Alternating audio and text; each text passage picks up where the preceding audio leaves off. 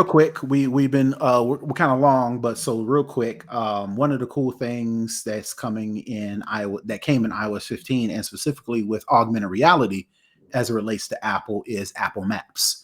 One of the cool things that you can do now is you can use augmented reality for walking directions, and basically what think of you being able to tell your open up Apple Maps, say a direction. Let me get walking directions, to the nearest restaurant or whatever the case may be.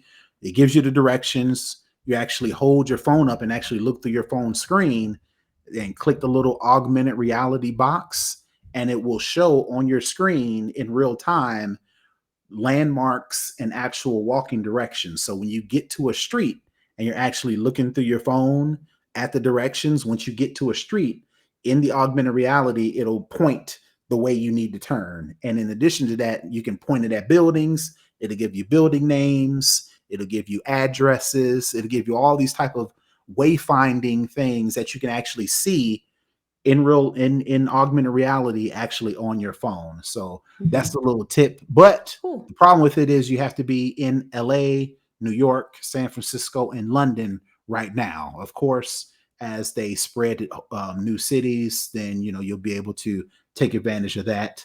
And what you don't want to be doing is walking, looking at your phone screen while you're walking down the street and mess around, walk out in the middle of the street and get hit. Apple don't want that kind of smoke. Nope. So they actually, if you're looking in your phone too long and you're trying to use these directions, Apple does have a notification that pops up on the screen that says, "Hey, you're looking at me too long. Be safe. Stand still and actually look before you actually start following the directions." So that's my tip for the week. If you are in Nice. LA, New York, San Francisco, and London, you can actually use augmented reality to display live in real not real life, but augmented reality directions while you find walking directions using Apple Maps.